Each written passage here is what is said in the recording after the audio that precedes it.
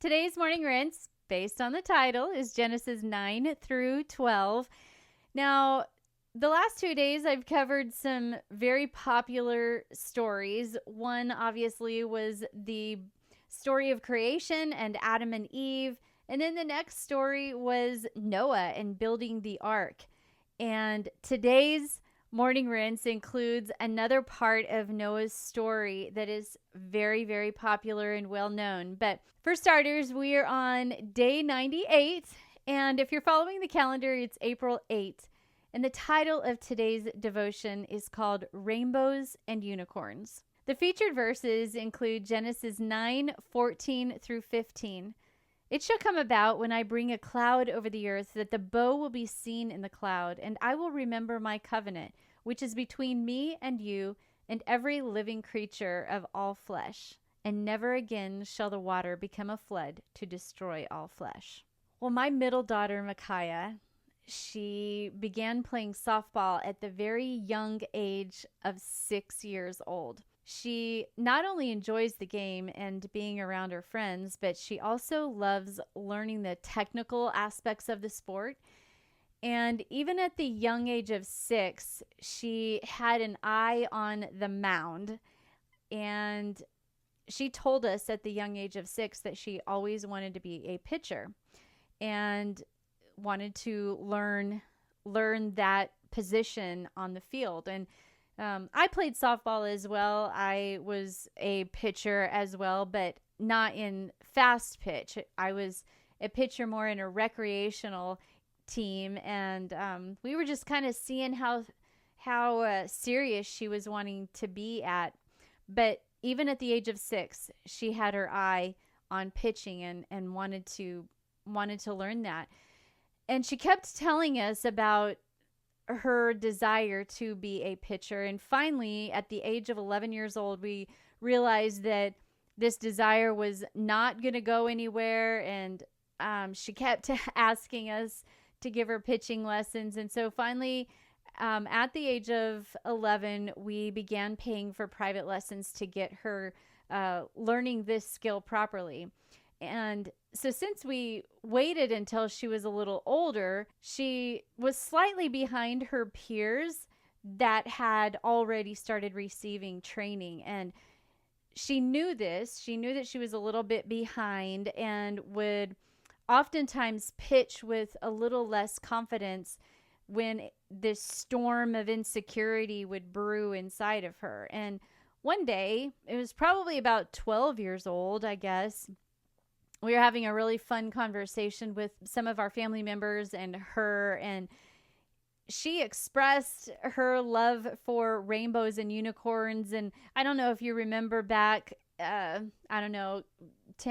years ago or 15 years ago or what have you, there were toys that came out, and Mattel had some brand of toys that were really bringing out unicorns, and they had rainbow manes and just all kinds of fun animals that they were, making. And she loved rainbows and unicorns and told us how they made her heart really happy.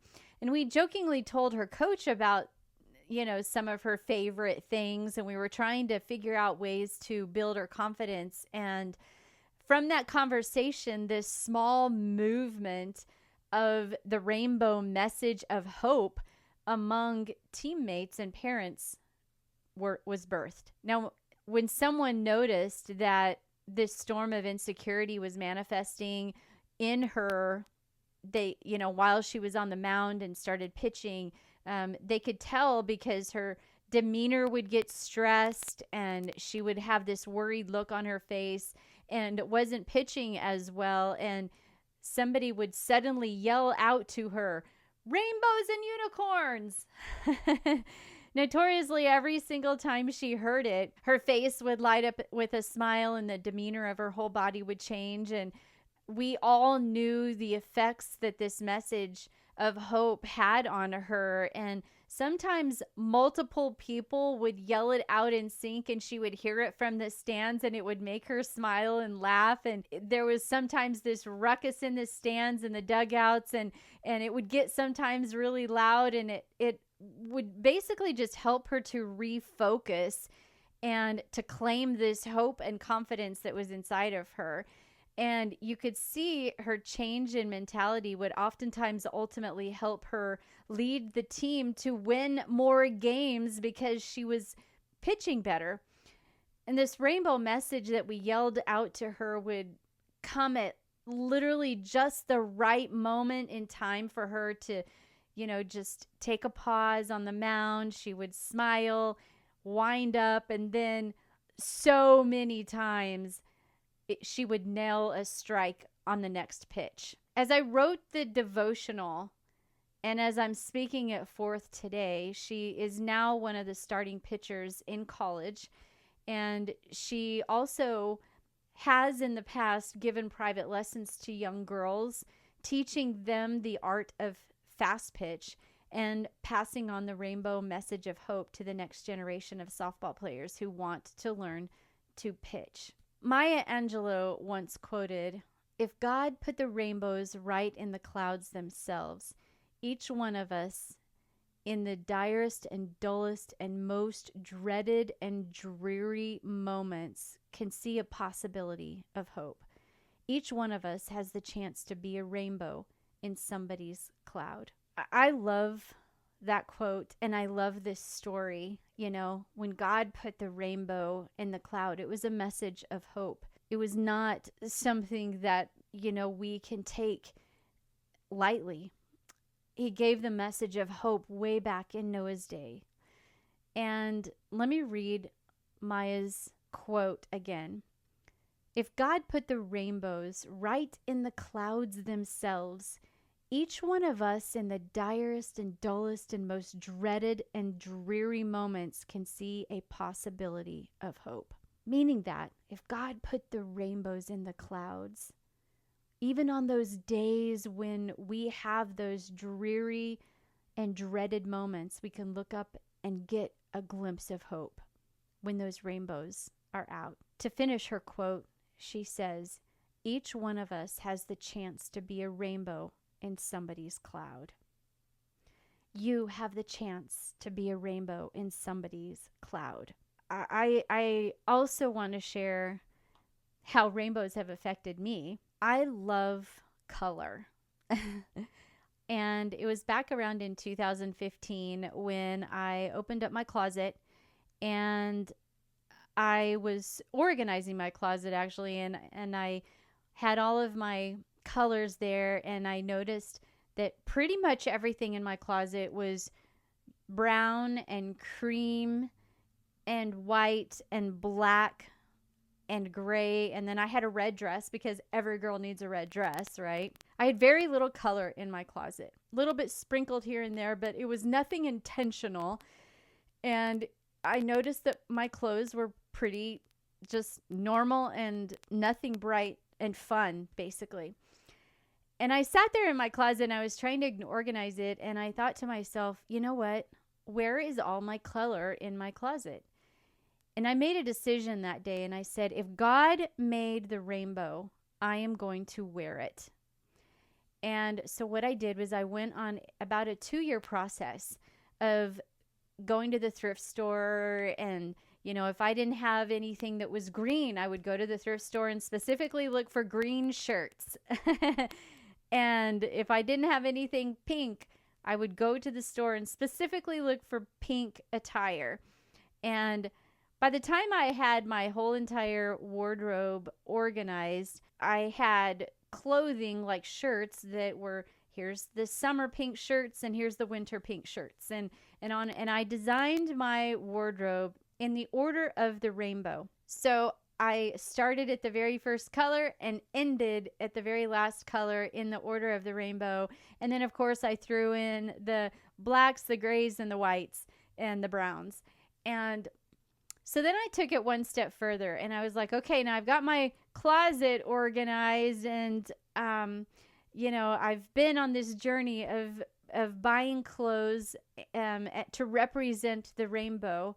And so then I went a step further. So after I organized the closet and actually I was on this mission when I made this decision, but I decided that I was going to wear the rainbow. And so I've been wearing these colors, and then I decided that every single week I would take a color out of the rainbow and wear that color all week long. So I would actually have a theme for that week, a color theme for that week. And I do that still to this day. Every single week, I focus on a color theme for that week, and I wear the rainbow all the time.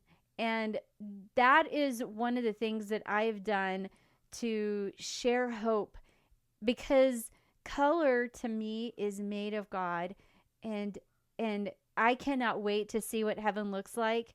It's got so many different layers than what we see in the natural through a rainbow. There's so many colors that our eyes naturally cannot see. So I'm telling you all of this to share my rainbow and unicorn story, because not only did it provide hope when my daughter was on the mound and made her happy, but rainbows make me happy as well. And I believe that the rainbow needs to be brought back in a spiritual context, a way that we see rainbows as God-centered. And I just love rainbows, and I love my closet. And since God made the rainbow, I am going to wear it. And I hope that my little effort of sharing my story will continue to provide hope, because it's interesting, just wearing clothing and having my closet designed in the order of the rainbow has brought so many conversations about how that I believe that God made the rainbow, and how that I will wear all the colors, and I hope that it provides hope and joy to people around me. And so may we always live life better with hope. I know that we do.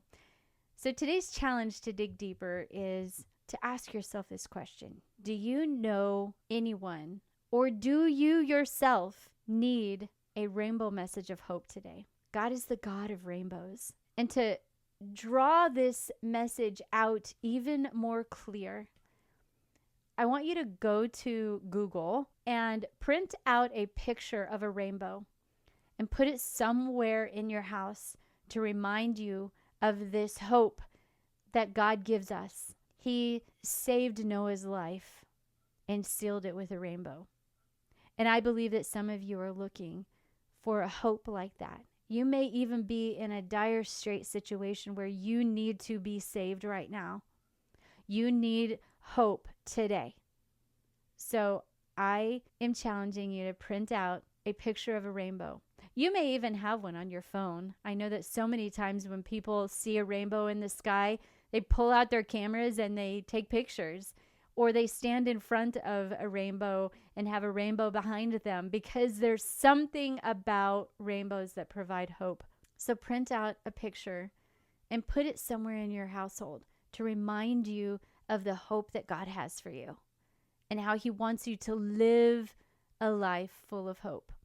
That's what I feel like when I go through my closet. I get so excited, and then when Saturday night rolls around, I look at the next color and map out my week and see what's going to transpire that week. If I have appointments, it's going to determine what I wear. I mean, every single piece of my closet is designed in the order of the rainbow, and I love it. So then after you print out this rainbow picture, I want you to look for those today who may need you to be their rainbow in a storm cloud today. Be open and be ready to provide hope in their world, because you may be the only rainbow in someone's cloud today, and they may need your voice and your prayers in their lives. And as you pull out your journal today and finish out your day and write about the opportunities that came, keep in mind all the interactions that you had today, because obviously when we Ask for opportunities. God will give you opportunities, whether it's a phone call or a text message or conveying someone else, or even just sharing this podcast could help someone. So write about your interactions that you had today that helped spread the rainbow message of hope. And then write down where you put your rainbow picture. Was it on your desk? Was it on a cork board? Was it in your kitchen cabinets, stuck to the inside of your kitchen cabinets, and every time you open up the kitchen cabinet, you see that message of hope? Where is it? Write it down. I hope today inspired you to realize that you have the opportunity to be a rainbow in someone's cloud. And I hope that you take that opportunity. I'm going to read Maya Angelou's quote one more time. If God put the rainbows right in the clouds themselves, each one of us in the direst and dullest and most dreaded and dreary moments can see a possibility of hope. Each one of us has the chance to be a rainbow in somebody's cloud. If you don't have my devotional, or if you don't have my journal and you are not documenting these challenges, the link is in my show notes, and I truly hope and encourage you to get them and pass it along to other people and invite people to our Facebook group. The Facebook group, if you don't know, is called Rinse, Reflect, Repeat Devotional. And I love reading the stories of what you guys have gleaned from the devotional and the challenges and what God is speaking in your world today. So until tomorrow, keep rinsing, reflecting, and repeating. God bless you.